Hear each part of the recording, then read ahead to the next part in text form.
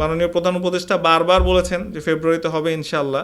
ফেব্রুয়ারিতে না হলে দেশের অর্থনীতির অবস্থা কিন্তু খুবই খারাপ হবে, এবং আমরা কিন্তু রিসেন্টলিও দেখেছি যে সরকার কিছু কিছু ডিসিশন নিয়েছেন, কিছু কিছু কন্ট্রাক্ট দিয়েছেন বিদেশে, এগুলা তাদের কি এই মুহূর্তে দেওয়া উচিত হলো নাকি সেটা কিন্তু কোয়েশ্চেনেবল। বন্দর দিয়েছেন, সেটা একটা, যে আপনি কেন এখন এই মুহূর্তে দিলেন, আর কয়েকটা দিন অপেক্ষা করতেন, নির্বাচিত সরকার এসে জনগণের ম্যান্ডেট নিয়ে দিত, কিন্তু সেই জন্য তারা অপেক্ষা করেন নাই। তার মানে বুঝতে হবে যে এখানে নিশ্চয়ই কিছু ইনসাইড ট্রেডিং থাকতে পারে। আমার কাছে এভিডেন্স নাই, আমি বলতে পারবো না, কিন্তু আমি অ্যাজ এ পলিটিশিয়ান দাবি করতে পারি যে এখানে অবশ্যই কিছু ইনসাইড ডিলিংস থাকতে পারে। বিএনপির নির্বাচনী প্রচারণায় তারেক রহমানের ছবি ব্যবহার করতে আপত্তি জানিয়েছে এনসিপি। জি, আমি গতকালকে এই কমিশনের সাথে যে আমাদের সংলাপটা ছিল সেখানে আমি নিজেও উপস্থিত ছিলাম। তো আমার কাছে ওনাদের কথাবার্তা গতকালকেও কিন্তু অনেক ঔদ্ধত্যপূর্ণ মনে হয়েছে। প্রথমত, আমরা যখন আপনার নির্বাচন কমিশনার, মাননীয় প্রধান নির্বাচন কমিশনার ছিলেন বা অন্যান্য কমিশনার ছিলেন, তাদের সাথে কথা বলেছি, আমরা কিন্তু কনস্ট্রাকটিভভাবে আমাদের পজিশনগুলো তুলে ধরতে চেয়েছি। তো ওনাদের দেখা গিয়েছে যে ওনারা ডিরেক্ট অনেক কিছু অ্যাটাকিং কথাবার্তা বলেছেন। আমরাও কিন্তু বলেছি যে আমাদের অনেক কিছু, তাদের এখানে যে নতুন বিধিমালাটা তারা করেছেন তার অনেক কিছু আমাদের কাছেও মনে হয়েছে যে প্রাসঙ্গিক না, কিন্তু ওনারা এই প্রাসঙ্গিক নাটাকে ব্যক্তিগতভাবে বিএনপির দিকে নিয়ে গিয়েছেন এবং জনাব তারেক রহমান, বিএনপির ভারপ্রাপ্ত চেয়ারম্যান জনাব তারেক রহমান সাহেবের ব্যাপারে নিয়ে গিয়েছেন। তো এখানেই কিন্তু প্রকাশ পাচ্ছে যে পলিটিক্যাল আমরা যে হারমোনিটা চাই, এই হারমোনিটা থেকে তারা দূরে সরে যেতে চায়। তো হ্যাঁ, হতে পারে সেটা তারা ওপেন ফোকাস, কেন তারা আপনার বিএনপিকেও তো একটা চিঠি লিখে জানাতে পারে যে এটা এখন আইন করা হয়েছে, আপনারা এরকম করেন না, তো সেরকম হতে পারে। কিন্তু ওনারা কিন্তু আসলে সব কিছুই করেন আমার মনে হয় মিডিয়া ফোকাস। কারণ এই যে শাপলা নিয়ে একটা হাইপ ক্রিয়েট করলেন, তো এই হাইপ ক্রিয়েট করাটা আসলে কেন ছিল?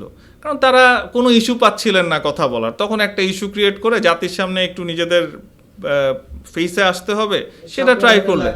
শাপলা আমাদের লাগবেই। ভাই, কেন শাপলা লাগবে? তারা গতকালকে বললেন যে অন্য দল তাদের প্রতীক ছাড়া নির্বাচন করতে পারবে না, কেন করবে, এই ধরনের কথাবার্তা বলে গেলেন। তা আপনি তাহলে ভাই ভয় পাচ্ছেন কেন? আপনি তাহলে বেগুন নিয়ে করেন, আপনি তাহলে বালতি নিয়ে করেন, তাহলে আপনার ভয়ের কি আছে? আপনি তো এনসিপি, আপনি তো সব আসনে এমনিই জিতবেন। আপনাদের আসলে অ্যারোগান্স দেখলে ওটাই মনে হয় যে আপনারা সবই জিতবেন। তো বেস্ট অফ লাক আপনাদেরকে, আপনারা যদি জিতে আসতে পারেন, আমাদেরও শুভেচ্ছা এবং শুভকামনা থাকলো।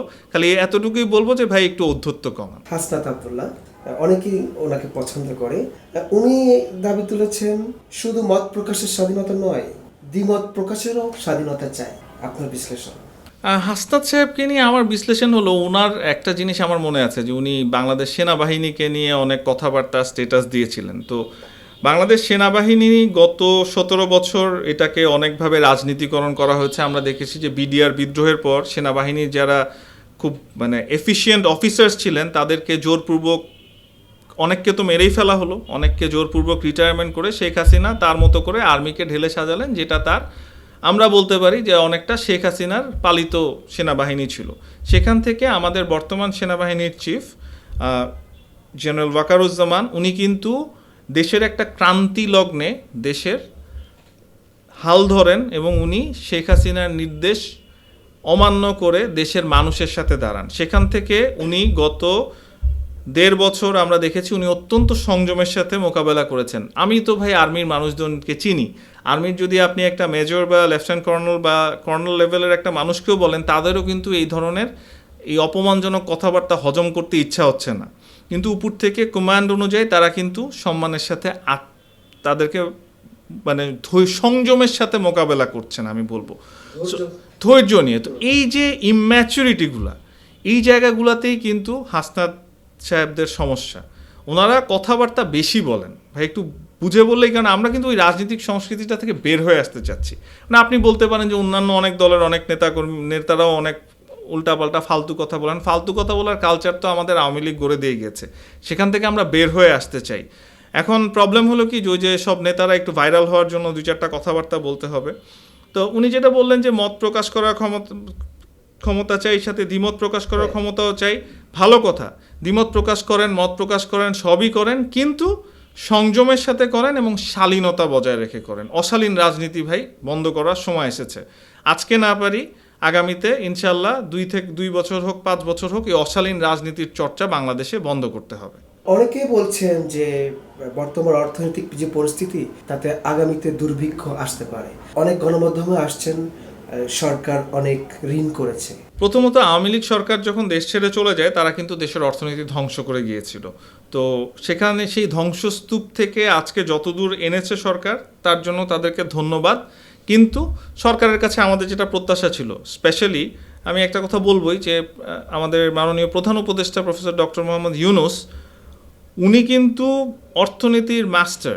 ওনার কাছে দেশের আরও অনেক বেশি প্রত্যাশা ছিল, কিন্তু উনি যেমন আইন শৃঙ্খলা পরিস্থিতি নিয়ন্ত্রণ করতে পারেন নাই, উনি তেমনি দেশের অর্থনীতিকেও সেই জায়গায় নিতে পারেন নাই যেখানে আমাদের প্রত্যাশা ছিল। আমি অ্যাজ আ লয়ার আমি কিন্তু অনেক কর্পোরেট হাউসদের সাথে, বিদেশি ইনভেস্টরদের সাথে রেগুলার কথা বলছি এবং সবাই বলছে যে দেশে বিজনেস নাই, দেশে এই মুহূর্তে ইনভেস্ট করা যাবে না। এই অবস্থা কতদিন চলবে ভাই? নির্বাচন না হওয়া পর্যন্ত এখন কিছু করব না, এটাই কিন্তু জবাব। এই জবাবটা দায়ভারও কিন্তু প্রফেসর ডক্টর ইউনূসকেই নিতে হবে। উনি এই সংস্কারের কথা বলে বা ওনার এই অন্তর্বর্তীকালীন সরকার সংস্কারের কথা বলে বলে পিছিয়ে পিছিয়ে নির্বাচনটাকে, দেশকেও কিন্তু বিপদের দিকে ঠেলে দিচ্ছেন। কাজেই ওনারা যাতে ওনাদের সম্মানটা রাখতে পারেন, আমরা যাতে ওনাদেরকে সম্মানটা করতে পারি, সেটার জন্য কিন্তু এই মুহূর্তে নির্বাচনটা খুব জরুরি। এবং তারা যেন তাদের যে প্রমিস সেটা থেকে দূরে সরে না যান। মাননীয় প্রধান উপদেষ্টা বারবার বলেছেন যে ফেব্রুয়ারিতে হবে ইনশাআল্লাহ। ফেব্রুয়ারিতে না হলে দেশের অর্থনীতির অবস্থা কিন্তু খুবই খারাপ হবে। এবং আমরা কিন্তু রিসেন্টলিও দেখেছি যে সরকার কিছু কিছু ডিসিশন নিয়েছেন, কিছু কিছু কন্ট্রাক্ট দিয়েছেন বিদেশে। এগুলা তাদের কি এই মুহূর্তে দেওয়া উচিত হলো নাকি সেটা কিন্তু কোয়েশ্চেনেবল, কারণ বন্দর দিয়েছেন, সেটা একটা যে আপনি কেন এখন এই মুহূর্তে দিলেন? আর কয়েকটা দিন অপেক্ষা করতেন, নির্বাচিত সরকার এসে জনগণের ম্যান্ডেট নিয়ে দিত, কিন্তু সেই জন্য তারা অপেক্ষা করেন নাই। তার মানে বুঝতে হবে যে এখানে নিশ্চয়ই কিছু ইনসাইড ট্রেডিং থাকতে পারে। আমার কাছে এভিডেন্স নাই, আমি বলতে পারবো না, কিন্তু আমি অ্যাজ এ পলিটিশিয়ান দাবি করতে পারি যে এখানে অবশ্যই কিছু ইনসাইড ডিলিংস থাকতে পারে। দেরিতে হলেও হাইকোর্টের রায় পূর্ণ প্রকাশ। মেজর সিনহার হত্যার ওসি প্রদীপ এবং এসআই লিয়াকতের ফাঁসি বা মৃত্যুদণ্ড, আপনার প্রতিক্রিয়া কি? আমি খুবই খুশি যে এই ওসি প্রদীপের মতো মানুষরা, যারা আওয়ামী লীগের সময় নিজেদেরকে অনেক রাজা মনে করতেন, তাদেরকে আমার মনে আছে একবার, আমি এটা শেয়ার করবো আপনার সাথে। আমি একবার একজন ডিবি অফিসারের সাথে দেখা করি, তো উনি আমাকে বলছিলেন যে আমি কাউকে মানি না, আমার এই এলাকায় আমি শেখ হাসিনা। তো এই পাওয়ারগুলো তারা কিভাবে পেয়েছিল? কারণ তারা শেখ হাসিনা এবং তার সরকারকে এমন কিছু কাজে সহায়তা করেছিল যেই কাজগুলো শেখ হাসিনা এবং তার দোসররাও জানতেন যে তারা এই জন্য এই পুলিশদের কাছেও জিম্মি। তো সবাই মিলে এই ফ্যাসিবাদকে গড়ে তুলতে সাহায্য করেছিল এবং তারা সবাই এটার পার্ট ছিল। তো এত বেশি পাওয়ারফুল হয়ে গিয়েছিল তারা যা খুশি তাই করত। তারই একটা উদাহরণ হচ্ছে ওসি প্রদীপ এবং লিয়াকত। তারা নিজেদেরকে সৃষ্টিকর্তা আল্লাহ থেকেও বড় মনে করতেন, যে আমাদের তো ভাই কেউ কিছু করতে পারবে না, যেটা শেখ হাসিনাও মনে করতেন এবং তারাও মনে করতেন। তো এটা আসলে আমি একদম মুসলমান হিসাবে বলবো আল্লাহর শাস্তি। সো একজন সাধারণ মানুষ হিসেবে আমার কাছে মনে হয় যে এই ধরনের যারা ঔদ্ধত্য এবং অ্যারোগ্যান্সকে এমন একটা পর্যায়ে নিয়ে গিয়েছিল যে তারা কাউকে ভয় পেত না, এই ধরনের মানুষের শাস্তির মাধ্যমে সামনে যেন এটা প্রতিষ্ঠিত হয় যে কেউ আর এইরকম ওসি প্রদীপ বা লিয়াকত হওয়ার সাহস না করে।